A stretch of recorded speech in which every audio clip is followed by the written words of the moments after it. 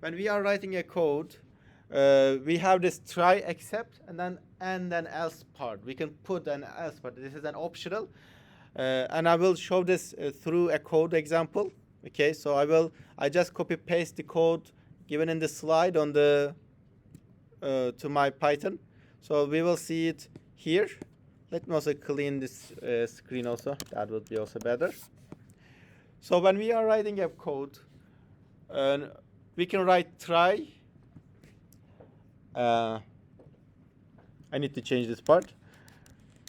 But let me explain it through here. Anyway, so let's say that we have this kind of a code in which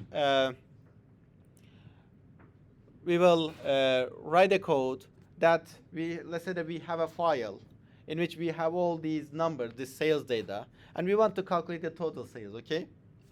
So what we can do is we will first set the total value to 0. This is to start the counting.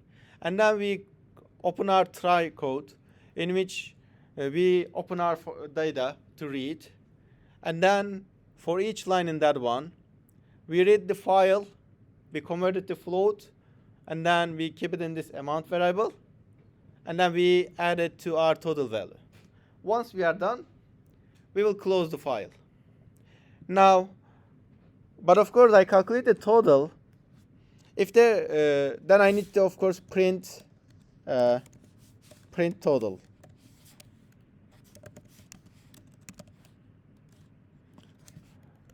So for this case, if there's no any error, I will be able to print it and so on. But there might be some cases that might cause problems, like maybe this file doesn't exist. So if the file doesn't exist, I will go to, of course, whether it is different. Let's make this.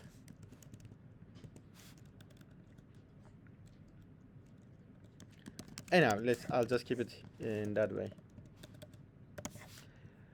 So the file might not be there, or maybe the file doesn't contain some always numerical values, maybe some ladders or so, and I'm trying to convert it to float, so it will also cause a problem. If this happens, my total value I will not be able to do the calculation. And this is normally what you can do. This is one way. And if I have an error, I will immediately jump to here. If I have an error, I will exit from the try loop. But Python introduces one more thing, which is, well, these parts are some risky parts. We are trying to read the file and so on and so, and we are changing the data. But this is actually not risky code. It will either print it or not. So we put it in the else part here. And then what it means is, when we put this part, if there is no error at all, then we will only run this. Like, if there's any exception, any error, we will run this part. Else, which means there is no error, then we will run this code. So what it means is, well, why it makes sense? Well, if there's an error, which means that my total value is incorrect, so I should not print it. So if there's any type of error, I should not print it, so that's why I'm putting it in the else part. But if there is no error, then yeah, it should be correct, so that I can print it. So the syntax is, again, try, and then except part, and then the else part. So the order is also important. You cannot make it like, let's first put the else, and then the except. No, it won't be the case. So we should always follow that order. Do you have any question about this?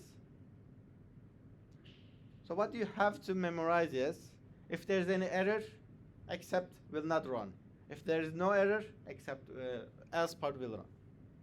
If there is any error, except will run, else will not. If there is no error, except will not run, but the else part will run. Shall I proceed to the next slide?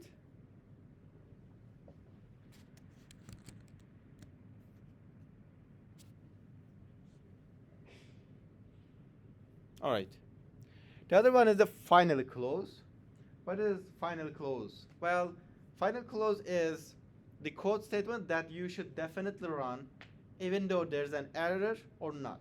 Like, let's say it in this way. Let's say you are going outside and, well, and you are in a hurry. So you are in a hurry, there's a problem there, so you should go home quickly.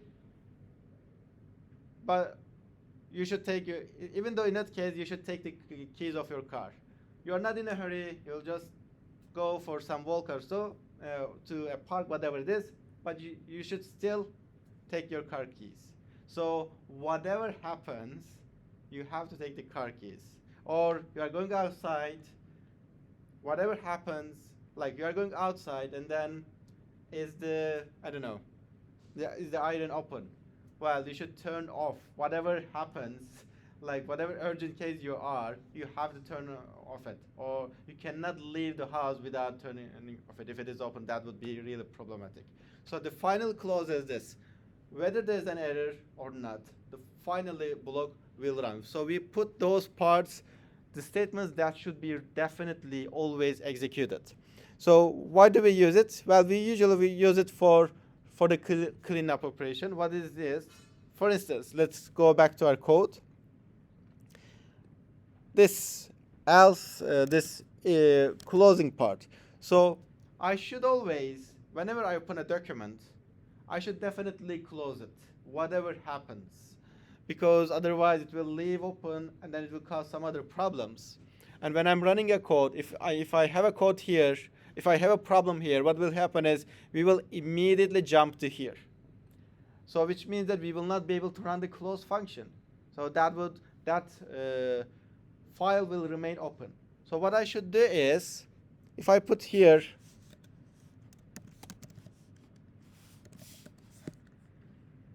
and I need to take this here, but put it here.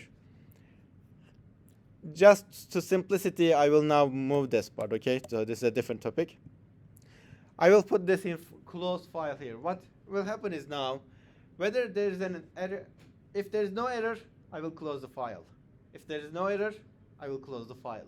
So I'm by doing this, I know that I am sure that now the file will be closed, even though there are some errors, so that I will not leave it open.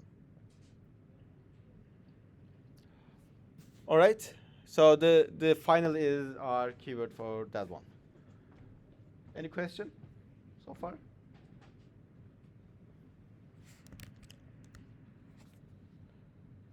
All right. What if an exception is not handled? So how can this happen? Well, maybe I didn't put it in a try block. Like I'm trying to read a file, but I didn't put it in a try block, and then the file doesn't exist. My program will crash. Or, as in this example that we have, I'm trying to open the file. Okay, let me run this code actually. Oh, this is a different error, this in file.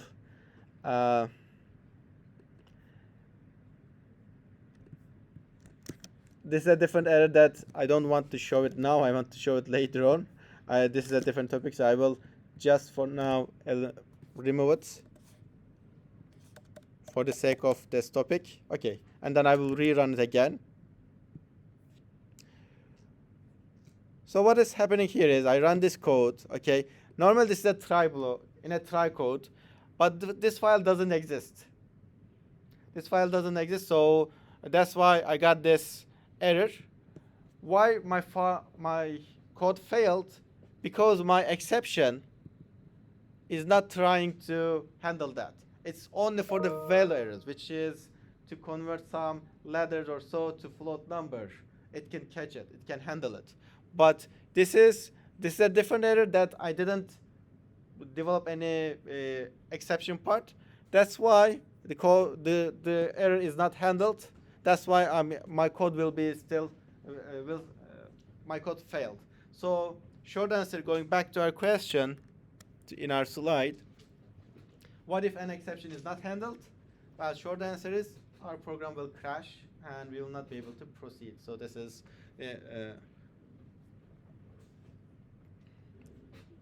This is what will happen if we do not handle it. And this is the last part of this section. The last topic, the with statement. So this is, again, a Python specific easiness in writing code. So what do I mean by this is, if you remember, I had said that whenever we open a document, we have to close it. So I will copy paste this part actually, and I will go back to my program here. This is data code. So this is a very standard operation that we do with the files. We open it, we read it, we process it, and then we close it. So we need this 4 steps actually to read, open it, read it, process it, and then close it. What Python proposes is that, let me do this part. So instead of writing this, in Python you can also write this.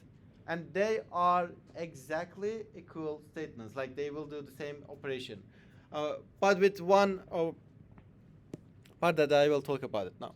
So what is this syntax? Let's first talk about it. So with is a keyword. And now we put this document, open welcome txt and r. So we want to read it like the same part as you can see here.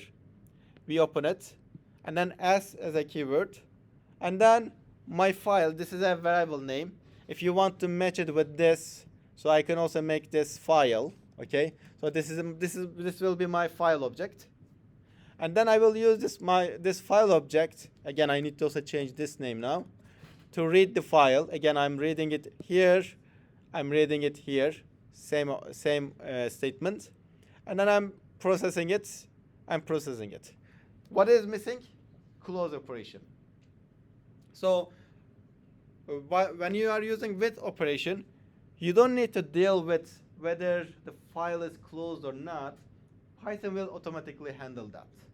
So this is a more common way to read or write to the files using with operation, and it is also a safer way because it will automatically handle this kind of file closing operations. But from an user perspective, this 4 lines and this 3 lines does exactly the same thing. There is no difference between them from the user perspective. Do you have any question about this? Let me go back to my slides. I'm checking if I missed anything here.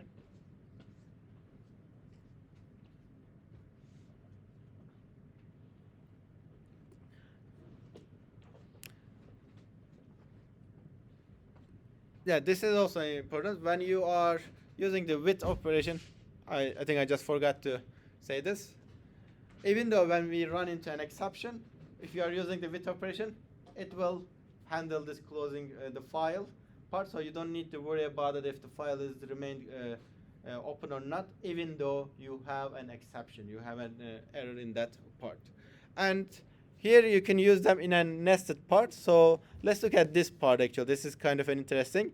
With the with statement, I'll go back to my code actually first. I want to show this one more part, which is the code needs to be indented. So which means that after this indentation ends, like here, the file will be closed. It will be closed. It's not open anymore.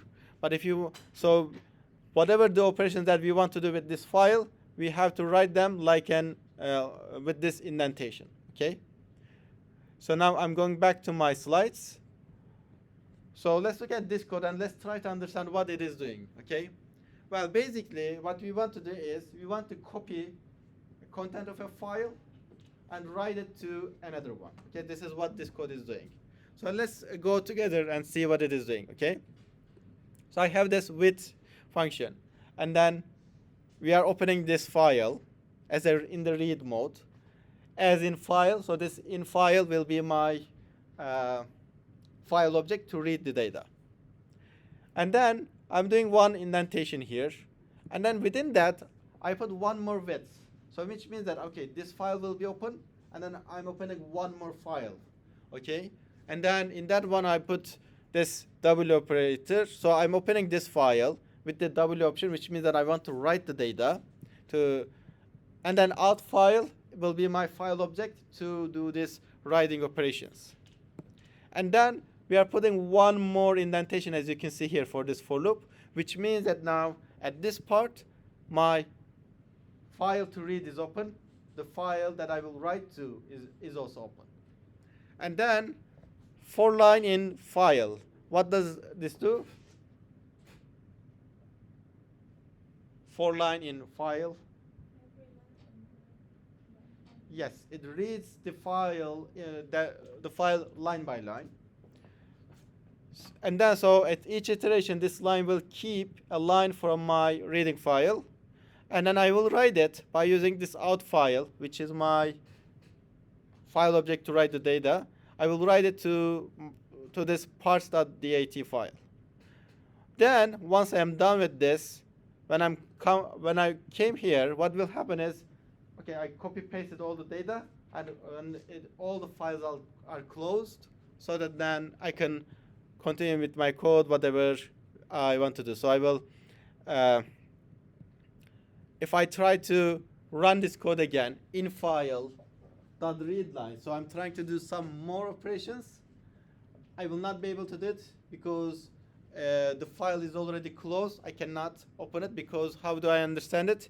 Because of this indentation. So because this is not indented, which means that the file should be closed. So again, when you are dealing with this data, you have to really be careful about it reading, and be careful about the indentation because it changes the meaning. It changes the meaning. Let me show it here.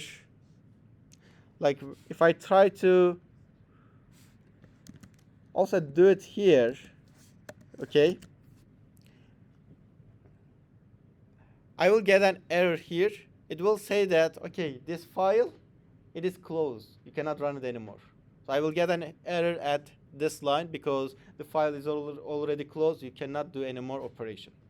But if there was just this indentation, well, I would not get that error at least. So when you are dealing with this, please pay attention to the indentations. It changes the way the code works.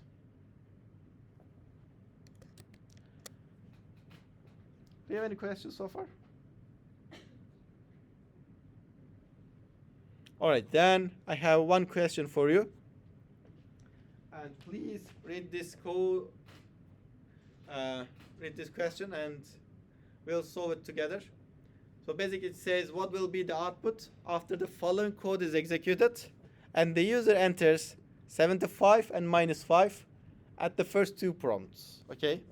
So let's look at this code. So when you start see this kind of a code, okay, it's so long, you might be scared. But actually, once you just start reading from the top, you will see that it's not that hard actually. So let's continue. So okay, this code will be executed in a try code. What we are doing is, we ask the user enter total cost of items. We convert it to, and the user inputs 75. So we convert it to 75 and we keep it here. Okay, total is 75. Then we ask the user again for the number of items. We convert and the user enters -5 for the number of items, and then we keep it for a num items variable. And then we calculate the average, basically 75 divided by -5, and then we keep it in this average. Then we have these two except parts. The first one is zero division error, and then it says, okay, error cannot have 0 items, and also value error, which says error number of items cannot be negative, okay? So the question is, what is the output? Is it the first one, error cannot have 0 items, the second one, error cannot have 0 items, and then error number of items can't be negative, or the output is nothing, the value error will not catch the error? The second one? The third one? Is there anyone who says the first one? First one is eliminated. Anyone who says the second one? Who says the third one? And how about the rest? You will not leave it empty. At least if we ask it in the quiz, you will make an educated guess, at least. So if you are in that position, like you don't know the answer, but you will just do an educated guess, okay? So you can just go over the options. First, this is zero division error, which means we are not dividing by 0. It's -5. That's why it shouldn't be. Well, it shouldn't be.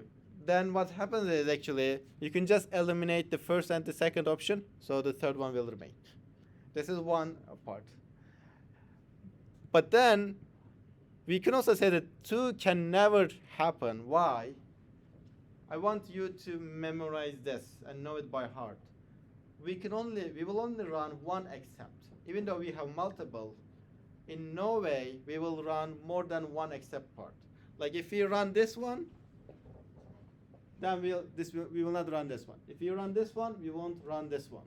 Which means that if this option gives us 2 options, there is no way it can be true, okay? So you can, and then again, this leaves us with only the third option. But now, instead of going over this third option, eliminating the parts, let's try to really solve the problem, the question.